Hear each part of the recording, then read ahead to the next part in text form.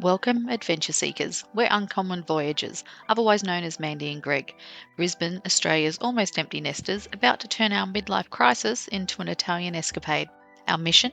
Spend 2025 getting ready to make the life-changing move to Italy. We'll be juggling home renovations, Italian house hunting, planning slow travel, prepping our kids to survive without us, and cramming our entire life into 2 suitcases. If you love big dreams with a sprinkling of chaos, we'd love for you to come along for the ride. Hit subscribe. It'll be bellissimo. Hi guys, welcome back to Uncommon Voyagers. Thanks if you're following along and you've watched all the videos so far or even some of them. If you're joining us for the first time, unfortunately this video is going to be a bit of a whinge. Feeling a little bit flat at the moment. I don't know if I'm getting a bit if I'm pulling the trigger, I guess, so to say, too soon in terms of trying to get organised, or if based on this weekend's activities, I'm actually not pulling the trigger fast enough. I've got to say, a lot of these channels actually show you, when people actually arrive in their final destination, or if they're going to slow travel, all the wonderful places that they're going to. I haven't actually seen many, if any, of the preparation beforehand. People always talk about it after the fact. I guess maybe, my idea was to actually document it before we go so that we can kind of remember what we had to do to get where we needed to go. And I think the hardest thing for me is my husband. For lack of a better word, he's, look, I'm not going to diagnose anything, but the traditional word for what he is that someone would use if they were going to describe his activities would be a hoarder. So I moved around a lot when I was a kid, so I don't know if it's because of that I find it very easy to shed items, and or at least because we move so much, I was always kind of keeping what I had quite minimal. So the only real thing that has ever literally weighed me down over the years is my book collection, because I adore books. I love reading. Even though I have lots of ebooks now, I still like the smell of them and the feel of them. You can see a couple of my faves behind me right now. Yesterday, I was so strong. I said to my daughter, who's also a book lover, they all love books, but my daughter Stella adores books. And I said to her, you can go through, my bookcase in the lounge and just take whatever you want. Anything that you don't take, we'll pop in the garage sale. I'll ask some other friends who I know who love to read if there's anything that they want. But she basically snapped up all of the classics and all of, just series that she knows that I loved. And even a couple, she said, Mum, I'll hold on to that for you if you ever want them back. So really, in terms of having, like an attachment to things, the biggest thing that I will actually find difficult is kind of not even so much leaving photos, because you can digitize those now, but quite honestly, I could leave it all behind tomorrow and the only things I'm going to miss are the human beings. It doesn't matter to me. I think I could fill one tub and that would be plenty for me. Well, if any of you also are on our Facebook page, you'll see that I put a couple of slightly snarky videos up over the last couple of days, just really short ones. I've been working on Greg saying, you need to get into his shed. Now, he is amazingly talented at building things, and, he's not a builder by trade, but he built my bookcase for me. He's just really, really talented in that aspect, and he likes tools and he uses them a lot. So it's not like he's collecting things that he doesn't necessarily need. But when I tell you he has bits in there that are about 1,000 years old that are never going to be used again, hard drives from computers over the years. We have about 70 different, I think they're hard drives, the little metal box thingamajiggies. Like, get what you need off it and get rid of it. We've got just so much crap in that shed. Like, that's the only way to describe it. Crap. Absolute crap. This big roll of leather. Like, why are we keeping a big roll of leather? What's he going to do with it? So I said to him, let's clear out the shed. We're just going to start throwing stuff away. We started on the filing cabinet, which looked quite promising. Sorry guys, this is a complete whinge, but I've got to be real. I absolutely have to be real about what this situation is like. And I don't know if other people have gone through this, but I'm not even kidding you. This is a nightmare. just the start of it. I don't know if he's not getting what actually needs to be done, or if he thinks all he has to do is the shed and everything else will be left to me. Now, it took an afternoon to do a filing cabinet. He started off strong, threw out some things, then we started getting into the minutiae.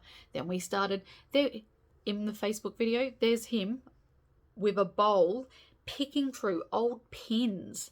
And I'm saying to him, you know, if it takes an hour to go through this bowl and we're agonizing over every piece, you know, we're not going to get anywhere. Anyway, he drags our son Xander into things. Sorry for the bumpiness of the video a little bit, guys. My pole that I usually record on is broken and a bit, I don't know. Someone borrowed it and the bit's broken and now I'm sitting on my bed and it's bumping around a little bit. Sorry. Anyway, I digress. Back to me being a big whinger. But I said to him, you know, why don't we drag everything out, clear off the shelves, and then we only put back what is absolutely necessary or that Xander wants or, you know, something like that. So, which meanwhile, I keep saying to him, if we can't take it to Italy, why are we keeping it, right? I want to keep all my books, but I can't take them all to Italy with me, so I'm not. Anyway, he roped Xander into helping him. Now, Xander isn't necessarily a hoarder. He likes things, but he's a bit more like me. He doesn't really get attached to stuff so far. The girls are a bit like they like lots of knickknacks and all those sorts of things, not me as well. And I'm not judging anyone who does like it, but if you've agreed you're going to Italy and we have to downsize, you have to be strong. You have to make some hard decisions.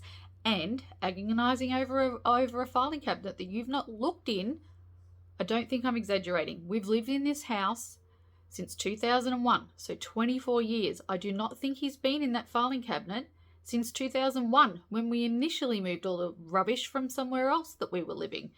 So it's just blowing my mind, and it's starting to make me think, although he does lean towards holding on to things, is he trying to sabotage me? Like, I literally stood there before and I said, are you trying to sabotage, not even me, are you trying to sabotage us? Like, we're on a time frame here. Time goes fast. Like, we both work full time, which means that we only have weekends really, and some, you know, I said to him, if you can put in half an hour every afternoon just to go through something, pick a spot, go through it and start organizing things or getting rid of things, you know, we'll get through it, but we have to start now. I'm not going to do a mad rush in December next year. It's not happening. It's not feasible. I want to do a couple of garage sales. You know, I want to do garage sales because I figure, why not put some money in our pocket if we can, even if it's a few bucks.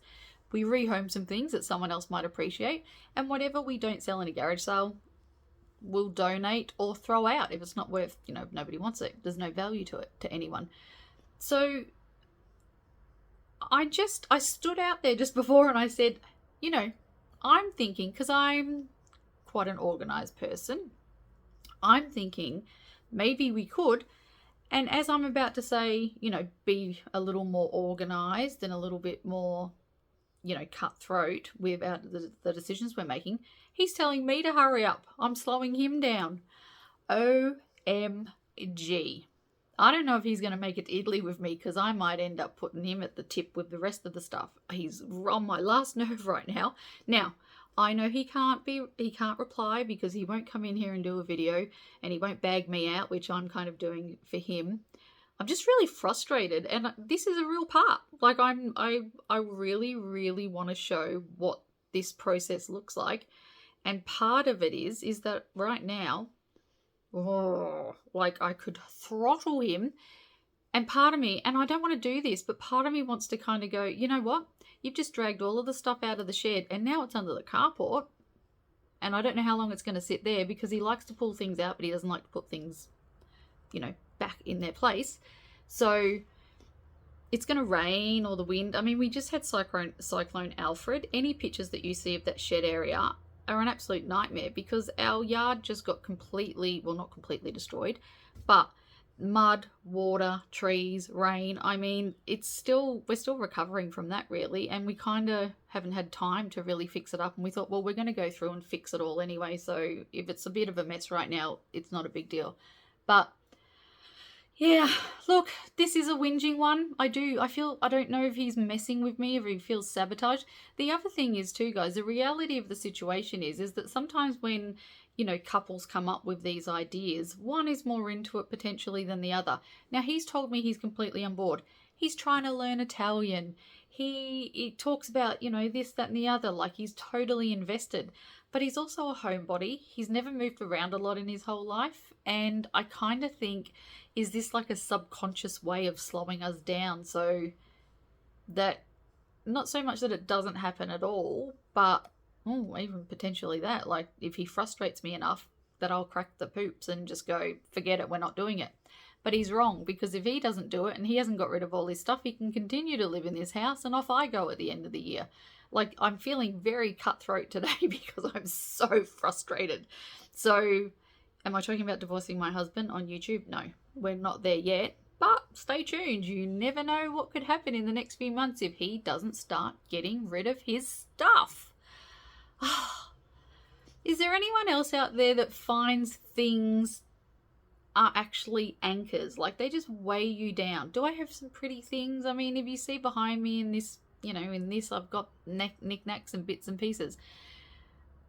None of it, well, when I say none of it, this little box here is the only thing out of everything you see in this and this little picture. Oh, where's my finger going? Up here. It's just me with my nana.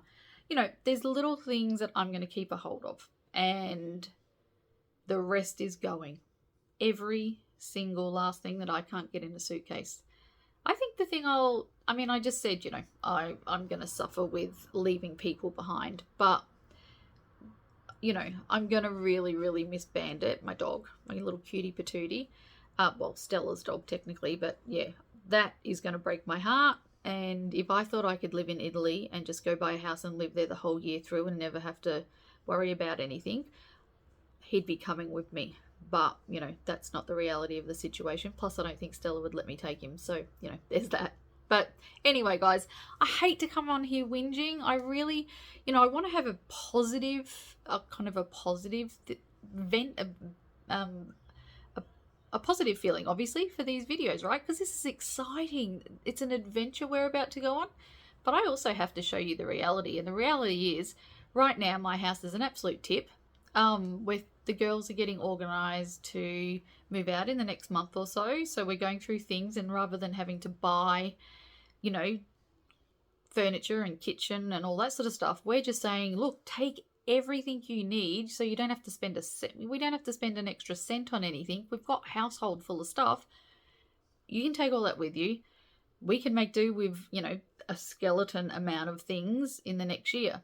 So we've kind of got the bigger things organised, if that makes sense. Like, we're not worrying about our household furniture as such. But God help me, if Greg cannot even get through throwing out a bowl full of things, and it takes him an afternoon to just do a filing cabinet that has things in it that he hasn't looked at in 20 plus years, it's gonna get even more frustrating. And I'm trying to be sympathetic to him because different people have different priorities. But right now, I just needed to have a vent because that's how I feel. And if he could say anything about me right now, it's probably that I'm a big pain in his bottom and he wants me to just back off and let him do his thing. The problem is that when I back off and let him do his thing, nothing ever gets done. So anyway, that's my big whinge. And I'm going to keep doing it. I'm going to be real. So as troubles come up and as hiccups come up and as things, is this the worst thing in the world that could help and derail us? No, I'm not going to get derailed from this, but I just needed to get it out because otherwise, I don't know. Is there anyone else out there who has their partner or someone else who just likes their things, which there's nothing wrong with? But if you've committed to going somewhere in a suitcase, what are you supposed to do with the things? And at what time frame do you need to start shedding those things? Because we're getting closer and closer. So anyway, guys, enough whinging from me. The next video is going to be much more positive. And I'm going to do some more property videos because The one I did with Salmona and Popoli, you should go watch that one. Look, the video, I'm not a videographer, but the places that I found are awesome. But what I'm finding is that I'm really basing where I want to go on where it has public transport, because I've mentioned before that I don't want to have to worry about driving. But I have realized that I'm really, really limiting myself about where I want to live just based on the public transport. And I know people probably have to do that as well, right? It's a big consideration.